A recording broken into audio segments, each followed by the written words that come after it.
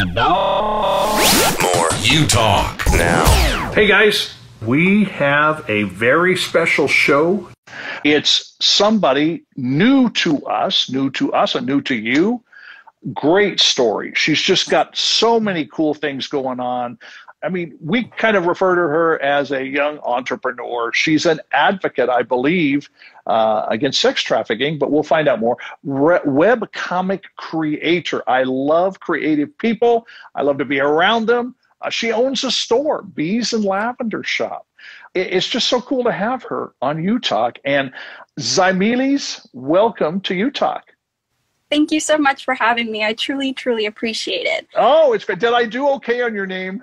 It was a great attempt. So it's Zaemelys. my name is very unique. So I definitely have a lot of patience for people, and like truly it means so much that you made an effort, because some people just like, can I just call you a nickname? I'm like, okay, I guess that's fine. Well, what is your nickname then? I go by a lot of different nicknames. Some people call me Z, Emily, but you know, I like my name, so it is Zaemelys. Zaemelys. Yes, Zaemelys. Zaemelys. Okay, good. I think I'm getting that. So I'm going to keep trying. Okay. I almost get tired thinking of all the things you're involved in a good way. I mean, it really, I'm so glad our mutual friend Jedediah connected us. And I mean, you're just doing so much that is so cool that people need to know about. Now, but I want to digress for one like micro moment or so, if that's okay. And I do want two things. I want to remind people, follow us at Utalk Radio. That's with a U. If you want to stay up on what's going on with, we've had all kinds of cool things happening, some big projects we're about to launch, and great guests like Zaemelys. Now for you, if you were a salad, what kind of a salad would you be, Zaemelys? Well, that's a very interesting question. And I think on the top of my head, I'm automatically thinking of the Cobb salad from Chick-fil-A with the avocado live ranch. I love that salad so much, and I nice. Look for it. You know what? I haven't had that at Chick-fil-A before. It's so good. It's a little overpriced, but it's worth it. The flavor is delicious. It has so many different components to it, like the nuggets, the bacon, the eggs, the cheese. And so it's, it has a lot of variety and color. And so I think that reflects me as a salad pretty well, I would guess, right? So I think from the little I know about you, I think it really does. Plus, you're making me hungry. So, yes. All right, cool. Now, you just celebrated, I think I got this right. Did you just celebrate the first year anniversary for your shop, Bees and Lavender?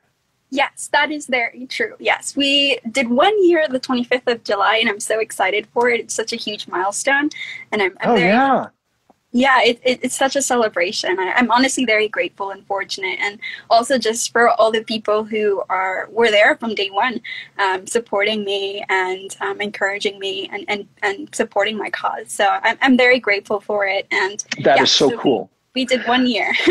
So let's go back to the start for the shop. What motivated you to start this shop, to launch it?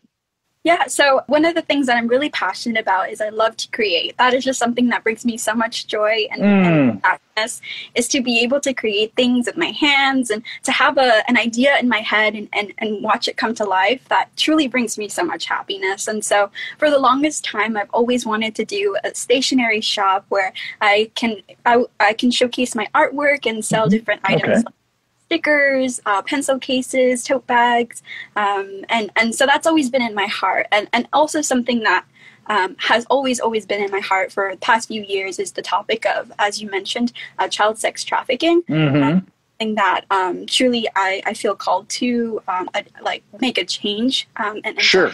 to help kind of dispel and be a part of that process of just preventing sex trafficking. And so I felt called to be able to use my gifts that I'm so fortunate to have, which is the gift of artistry, creativity, a little bit of organizational skills in there too, to be able to create a shop that can help support organizations, nonprofits that help dispel child sex trafficking. And realistically, a lot of people don't recognize that it's still happening today. It's modern day slavery. Yes. It's not even it. A lot of people have this misconception that it's only in third world countries that this is going on, but this is going on in our backyards. And in the United States, there's over 200,000 American children who are vulnerable to the sex industry. Oh. So because of that, I really wanted to make a change and an impact. And one way that I felt called that I could be able to,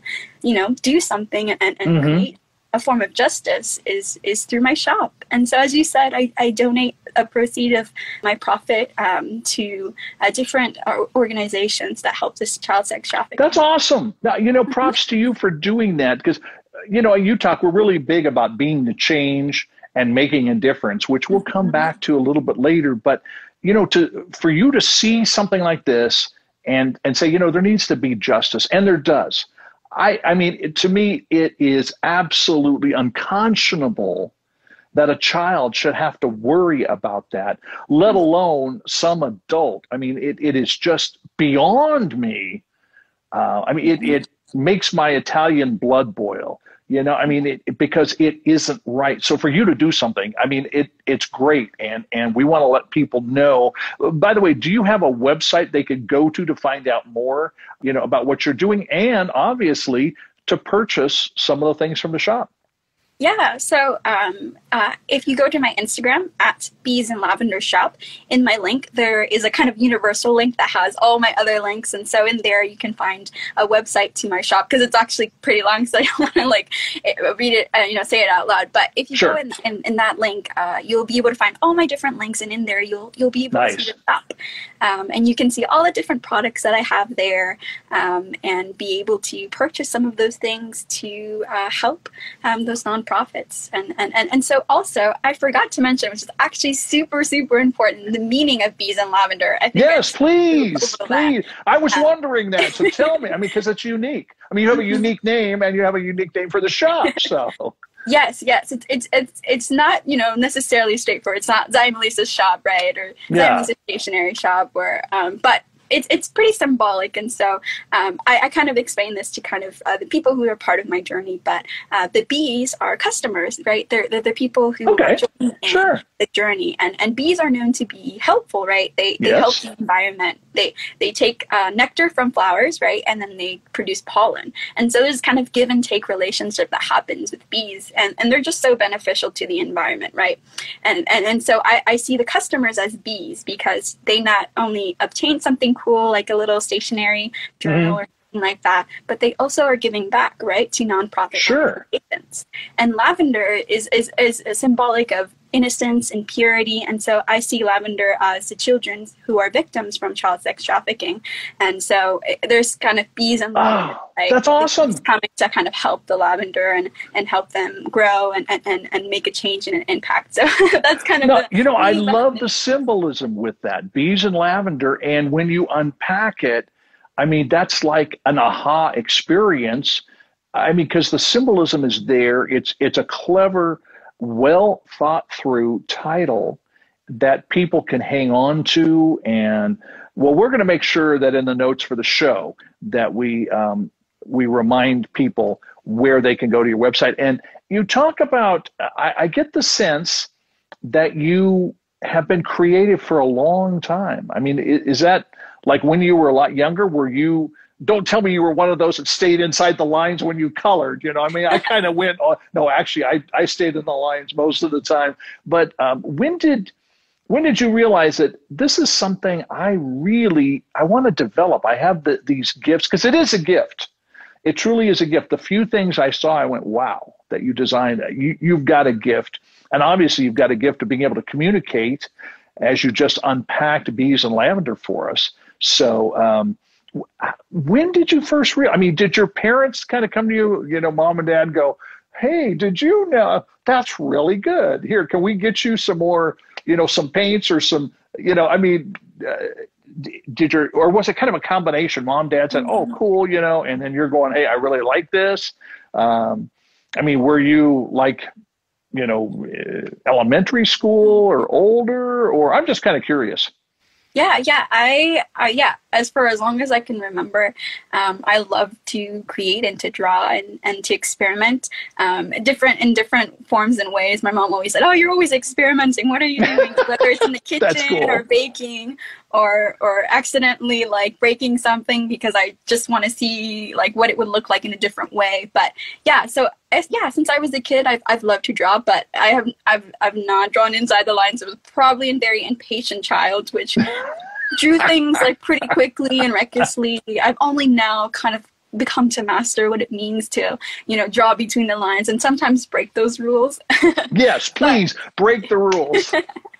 But so I've always loved to draw, and I've been impacted by just one of the things that I love is illustration, character design, and storytelling.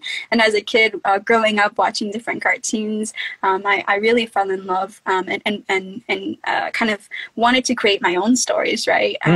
And to create my own worlds. And so I would always draw and kind of come up with my own stories and worlds. And I would share with my parents, and, you know, lovingly they would listen, sometimes give me some criticism and feedback and how I can improve my artistry. But yeah, they've been so supportive of everything that I've done. And whenever I wanted an art book or something like that, I'm like, this is going to further my passion. You should buy this for me as a child. And they lovingly bought it for me, knowing that, you know, it was something that I was passionate about. Sure. I think creativity is slightly genetic. I think it is. I'm a psych major. And so my parents are both kind of creative people. My mom she loves to draw, and so does my dad. You know, they haven't pursued it as a career, but, you know, in their childhood, my mom showed me her drawings and things like that. And that really kind of helped produce kind of that like aspiration, right, to draw. But that's kind of where my artistic background. Oh, that's fun. Now let's go back to something for just a brief second. You said you're a psych major. I mean, I'm assuming as we're talking that you're a design and art major. So you're not art and design major. You're a psych major.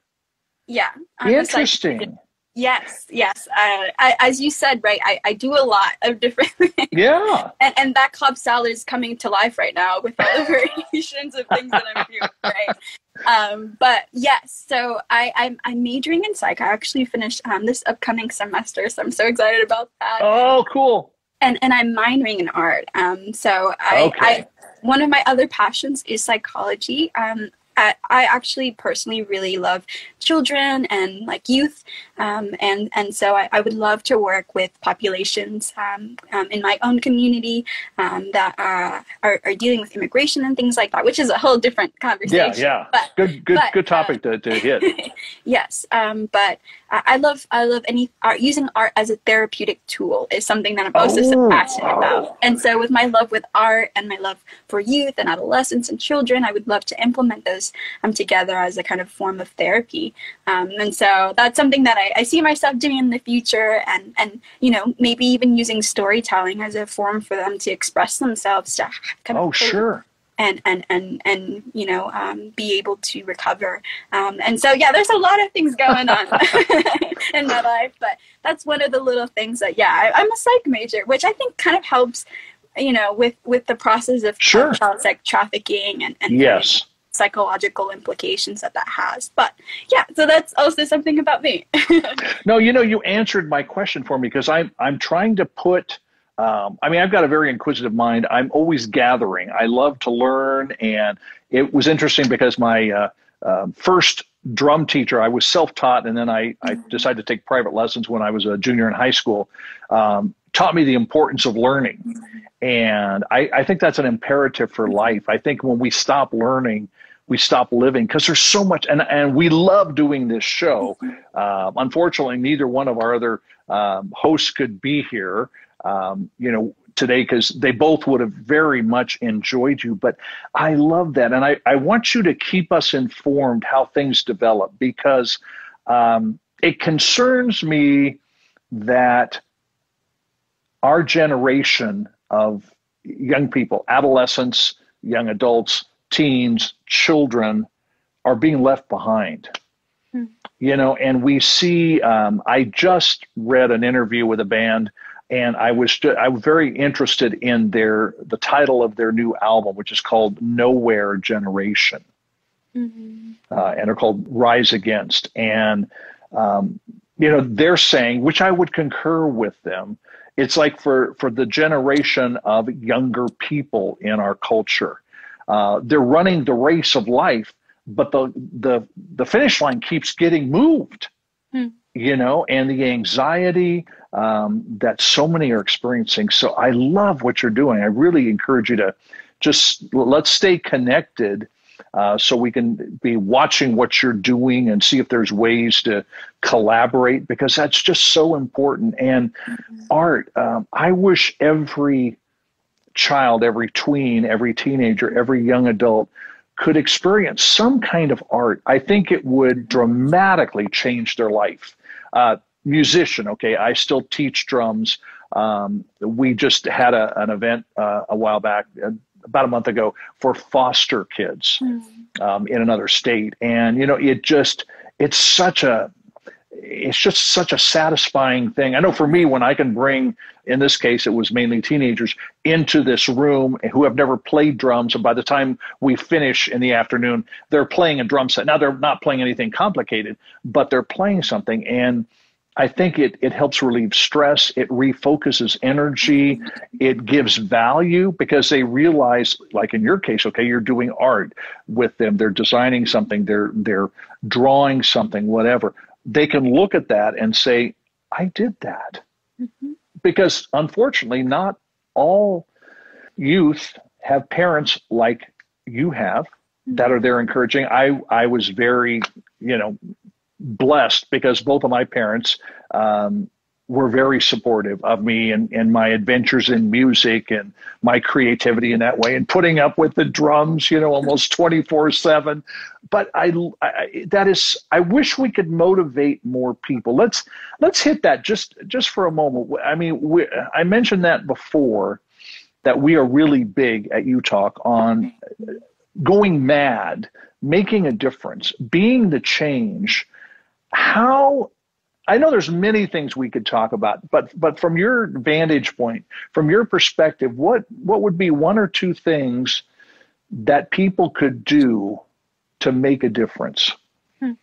And it's wide open. I give it to you wide open, because you know, I want to hear from you, and I know you probably have like 10 times that many things that we could talk about.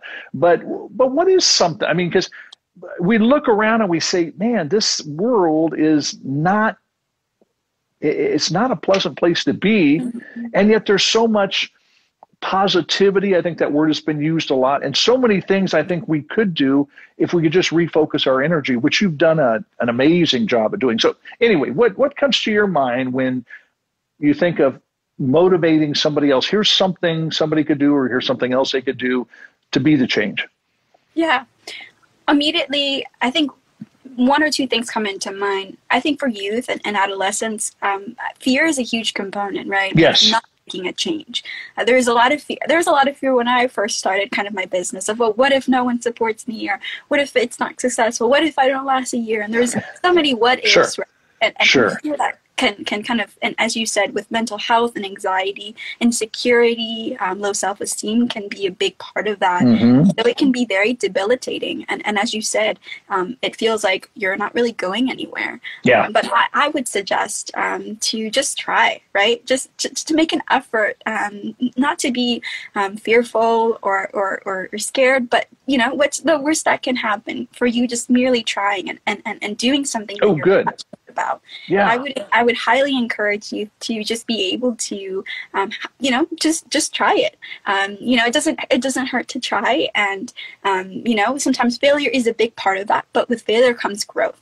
And that's something so that I love is improvement and growth. And that brings me a lot of joy is to see kind of, you know, if I were to look at my drawings from 5 years ago, I would not want to showcase them to you. The anatomy is so disproportionate, but you know, it's a passion, right? It's something that you love to do, that it doesn't feel like work. You lose time and like with it. And so I would say that just do what you love and continue forward, because there is room for improvement and growth, and you're able to do it. You have the ability and the skill, and with time you'll be a professional.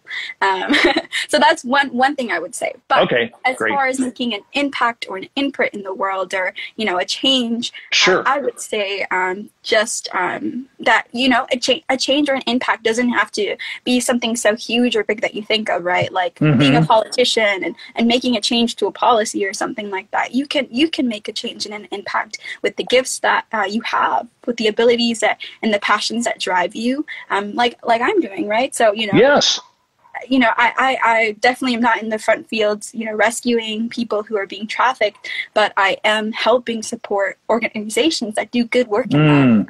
So that is a change, and that does create an impact. Absolutely. Even if it's not huge or immediate, I think it still brings a lot of fruit and value. And even the process of just bringing awareness, right? Yes. A lot of people don't recognize that this is modern day slavery and that it's still happening today. So no, I mean, absolutely. And you know, I think of a proverb I once read that I refer to oftentimes: the journey of 1,000 miles begins with the first step. And I love what you did. Two things that I really appreciate what you've said is passion. Find out your passion. I'm a big one trying to encourage teens and young adults. What are you passionate about? And you shared with us your passion, and look what you're doing with it. Find that thing you're passionate about. And I've heard people say this over and over again. If you find what you're passionate about, you'll never work a day in your life, because you'll always be doing something that you really enjoy, that you know, that motivates you, that causes you to get up in the morning and you devote long hours. I know for me, sometimes I'm working away at something, you know, whether I'm writing an article or a book or recording something or doing drums or whatever. And I look at the clock and go, whoa, it's that late already? I mean, it really is. And taking that and connecting it to doing something that may not be huge in somebody else's eyes, but it's making a difference. There are so many people behind that which is huge that have really, there's not one person that can go out and do some huge thing. You know, I want to surround myself with gifted people. And of course, you know, our mutual friend Jedediah is one of our interns right now. I am so excited about him and others. We have another intern right now named Hannah, and you know, they are such an encouragement, you know, and they keep me sharp. They keep Katie sharp.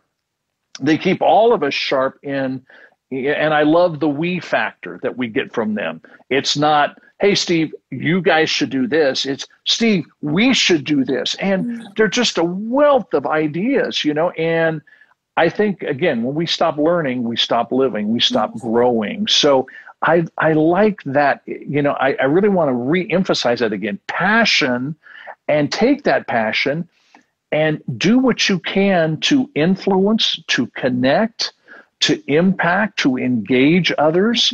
And maybe there's a different cause besides, you know, human trafficking that somebody else sees and somebody else. The idea is find that. I think that's what you're saying to us. Yeah. Find that and do it and get involved, because we'll turn this world upside down. I really believe that. You know, with you know, I hear adults say the Generation Z, whatever, you know, I think there's so much potential when we see students like you and like our interns and others we come in contact with, guests we've had on this show. It just is so encouraging to me.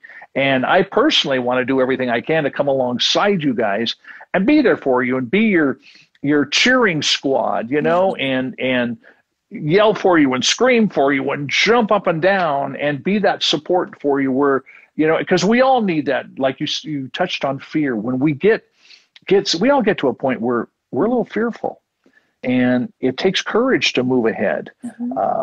And sometimes we are going to fail, but the best thing you can do is get back. I mean, it's like riding a bike. Okay, you fall off a bike. Best thing you can do, or riding a horse and you get bucked off. Get back on that horse. Get back on that bike, because you're going to find that passion. You're going to find that which connects. You're going to find that which motivates you. So, this is great. Just great stuff. I just appreciate you taking the time out of your schedule and joining us. We have to do this again. Mm-hmm. There's just too many things that we can talk about. Once again, would you remind our audience, how can they follow you? How can they find out more about? Of course, yes. So if you are interested in the journey that I'm kind of doing and want to support the cause, you can just follow me at Bees and Lavender Shop. There I post a lot of just updates about the good work that we're doing with other organizations. And in my link in that Instagram, you can actually see all the other good things that I have that you can check out as well. So that's the best way to kind of contact me and find me. Perfect. And we will put that in notes for this particular show. And by the way, those of you that are watching, if you have a friend say, "Oh, boy, I wish they could have seen this show with Zaemelys." Yes. I got it. Okay. I'm honestly so impressed. You got it really quickly. A lot of people take a few weeks to learn it. So it's a beautiful name. It really is. Is it a family name, by the way? Is it a name that has been passed down to different generations, or just something very unique Mom and Dad came up with? Yeah, long story short, my parents didn't know what to name me, and there was actually a nurse in the hospital who helped deliver me, and she said that's her daughter's name, and it's made up. So I think there's probably just one or two Zaemelyses in the world. So my parents fell in love with the name and named me. It's a beautiful name. It's very unique, and props to Mom and Dad for, isn't that interesting? A nurse, that's so cool. All right. Now, I just want to touch this quickly because we got to come back another time and talk more about this. You created a webcomic. Now, is that information on the links that that are in your bio and all that? Yes. Okay. So it's a webtoon. It's called In the Days Go By. And they can access that in my link as well. But yeah. I don't know if you want me to talk a little bit about it. Yeah, please tell us, make it compelling so that we want to check it out. Oh gosh, it's like an elevator pitch. Okay, yeah. Yeah, there you go. So it's the main character is named Carter, and he's an inventor of sorts, and basically he's traveling back in time to find his beloved. And kind of the premise is, will he make it in time to find her? And so it's kind of a mystery, kind of unlocking that you try to figure out, like, how is he an inventor and why is he going back in time? And so there's a lot of themes of kind of the past and the future, and also kind of what it means to live in the present. So I guess that's kind of the general premise. No, that it's so cool, and it's funny because I'm thinking about our guest from last week on the show, Dr. Josh Morgan, and I asked him the question, not what kind of salad would you be, but I said, if you could have any superpower, what would it be, and why, and how would you use it? And he got in teleporting, and going back in time. So, okay, you guys connected, and you didn't tell me. So, no, that is so cool. I'm going to have to check that out myself. Zaemelys, thank you again for taking time. It's great to meet you, and we appreciate what you're doing. We believe in it. We want to support you. So please keep us informed, and we'll definitely have to do this again. Yeah, thank you so much for having me. I'm definitely very grateful. This is Utalk Radio.